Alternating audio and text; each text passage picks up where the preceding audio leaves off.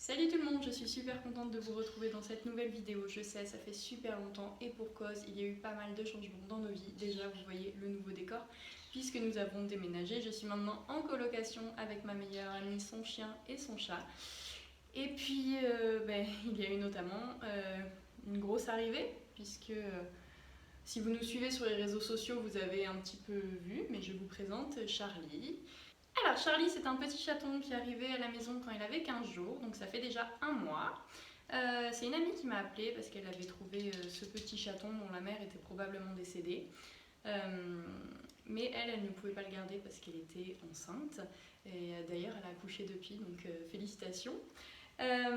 Donc elle pouvait pas le garder, moi elle m'a appelé, il se trouve que je ne pouvais pas m'engager vis-à-vis de ce chaton parce que je ne savais pas comment ça allait se passer avec les loulous. Financièrement avec le déménagement c'était compliqué donc j'ai pas pu m'engager pour le récupérer pour moi. Mais je connaissais une association pour qui j'ai déjà été famille d'accueil. Donc voilà, nous avons contacté l'association et c'est comme ça qu'il a été pris en charge par SOS Mistigris 87 et moi j'en suis devenue la famille d'accueil.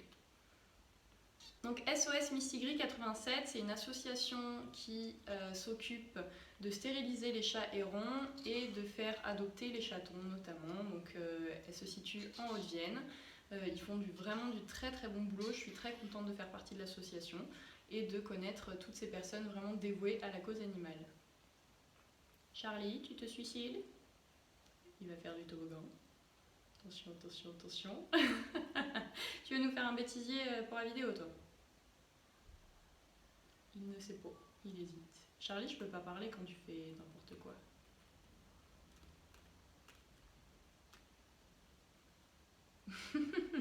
Avec Charlie, par contre, on est passé. Déjà, quand je l'ai récupéré, donc on était en état de déshydratation sévère, forcément, parce qu'il avait perdu sa mère depuis quelques temps déjà. Il avait un gros coryza. Donc nous l'avons amené chez le vétérinaire pour faire déparasiter, pour lui donner un traitement pour son coryza, qui s'est plutôt bien soigné, mais malheureusement il a ensuite développé un ulcère à l'œil. Donc le coryza était plus important à l'œil gauche, mais malheureusement il a développé un ulcère puis un abcès au niveau de l'œil droit. Il en a d'ailleurs probablement perdu la vue.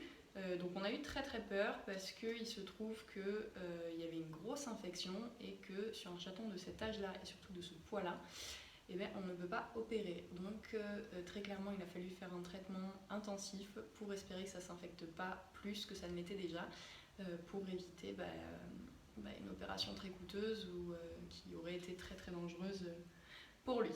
Les premiers jours, je vais vous le dire très clairement, ça a été l'enfer. Charlie pleurait énormément. Donc là, il pleure, c'est pas pareil. Là, il pleure parce qu'il veut jouer avec moi, il veut que je m'occupe de lui et que j'arrête de parler à la caméra. Mais au début, il pleurait énormément parce que tout simplement, il cherchait sa maman. Donc ça a été l'enfer, il dormait très très peu, donc forcément, moi aussi. Chaton, ouais mon bébé. Oh, tu ouvres l'œil bébé chat, c'est très bien sous ça. Ouais, oui d'accord, c'est le chat. Il a fallu biberonner toutes les 2 heures pendant 10 jours.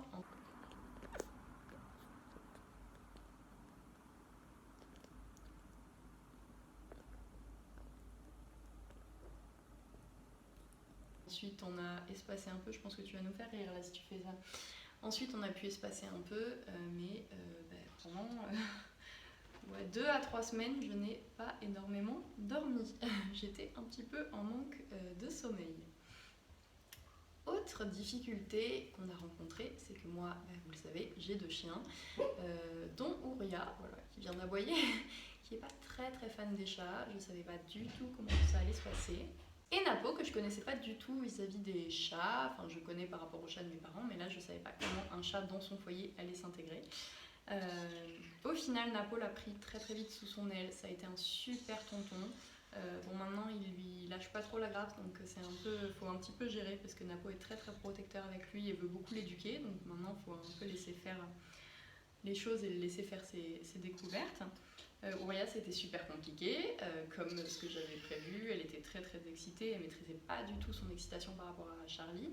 Et il a fallu travailler un petit peu le zen, les autocontrôles avec le chaton, mais finalement, maintenant, elle joue avec, elle est plutôt calme avec lui. On a encore du boulot, mais on a trouvé un équilibre pas trop mauvais, donc je suis plutôt contente. Bah oui, mais c'est pas mon doigt qu'il faut manger. T'as mangé tes croquettes tout à l'heure. Dans les galères qu'on a eues aussi, c'est que au début c'était très compliqué de lui faire ses besoins malgré la stimulation, ça ne venait pas. Il était constipé, trop stressé, donc on a fini par y arriver, puis ensuite ça allait tout seul, mais ça a été long. En plus moi je ne l'avais jamais fait, je n'y connais rien en chat, donc c'était un peu compliqué, mais tous les deux on a appris l'un de l'autre, donc c'était cool.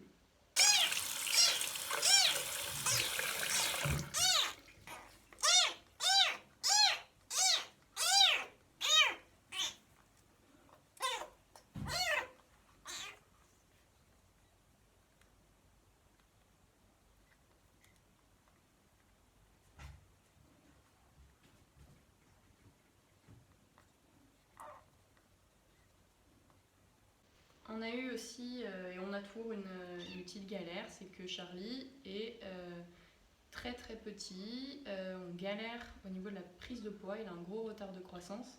Je ne sais pas si si vous voyez bien, et voilà, là il fait 350 grammes et il a 1 mois et demi, donc il devrait faire au moins 500 grammes. Donc c'est vraiment un mini pouce, je ne sais pas s'il va rattraper comme il faut. Là il commence à se nourrir avec les croquettes, donc ça c'est cool, il a eu pâté et croquettes, oui bien sûr mon dos. Il a eu pâté et croquettes, mais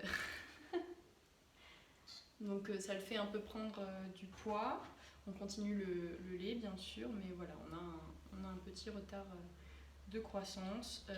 Il a enfin stabilisé à peu près son poids parce que jusque là il prenait, il perdait, c'était pas terrible. Là on est plutôt stable, donc on avance doucement. Alors, où on en est aujourd'hui? Donc Charlie a 1 mois et demi, comme vous pouvez le voir, il est vivant, parce que déjà c'était pas sûr quand on l'a récupéré, le veto n'était pas assuré de sa survie. Il est vivant aussi dans le sens où il court, il commence à jouer avec moi, jouer tout seul, jouer avec ses jouets, donc ça c'est plutôt très positif, parce qu'au début il était plutôt très éteint, là il commence à s'épanouir, donc ça c'est plutôt cool.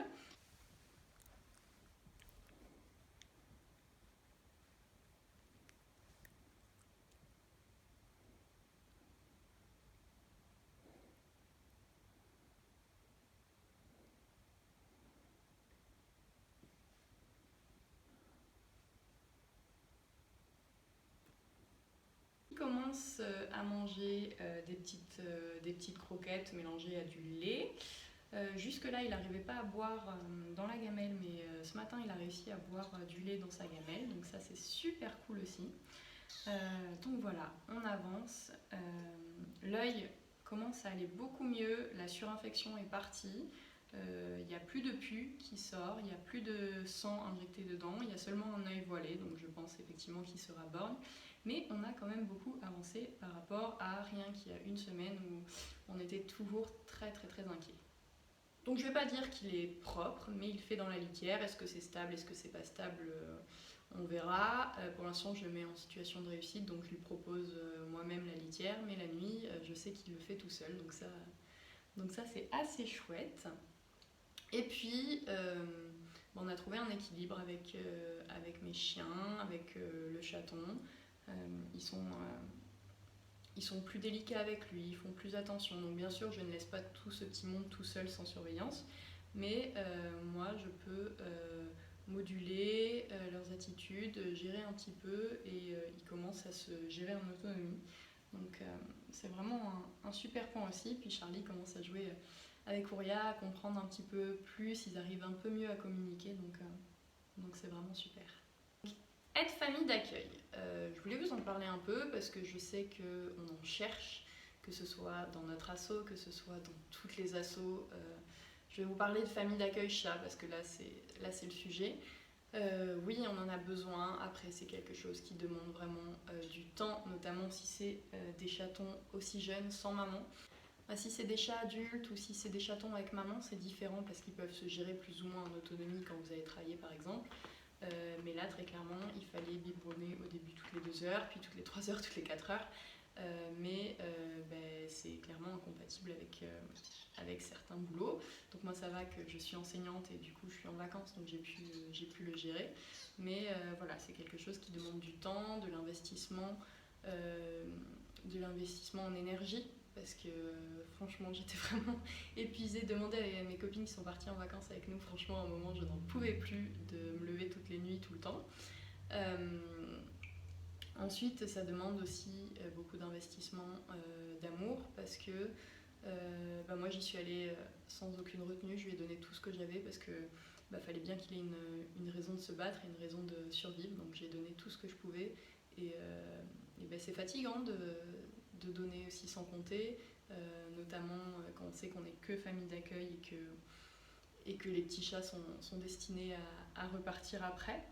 Mais voilà, c'est une très très belle expérience. Il suffit vraiment d'avoir du temps, d'avoir l'envie. Donc vraiment, des familles d'accueil, on en cherche, mais c'est pas quelque chose à prendre à la légère. Même si ça dure qu'un petit temps, on pourrait croire que du coup, comme c'est pour un laps de temps relativement court, c'est pas trop contraignant, mais si, il y a des contraintes. Moi, j'ai dû emmener Charlie en vacances, c'était pas forcément prévu. J'ai la chance d'avoir des super copines qui se sont adaptées à nous. Je me levais tout le temps, je suis fatiguée, j'ai passé des vacances pas vraiment reposantes, donc je ne regrette rien, mais voilà, c'est pour vous prévenir que oui, c'est super, oui, c'est beau, mais ça demande quand même un investissement. Donc si vraiment ça vous intéresse, n'hésitez pas, je serais ravie de vous donner des infos là-dessus. Même si voilà, moi c'est que ma 2e expérience de famille d'accueil, ma première en biberonnage. J'ai beaucoup appris avec Charlie, je me suis beaucoup documentée aussi, donc c'était une belle expérience. Voilà. Avec Carlito, je pense qu'on va aller jouer parce qu'il en peut plus. Je vous laisse avec quelques petites vidéos parce que vraiment, il y a des moments qui ont été trop mignons et trop émouvants. Je vous fais de gros bisous. À bientôt. La semaine. Soit 750 € pour chaque adulte. On est 500 € au-dessus de leur budget. Le nombre de couchages risque d'être un peu juste à mon avis. 5 chambres seulement. Là, le loup en fait.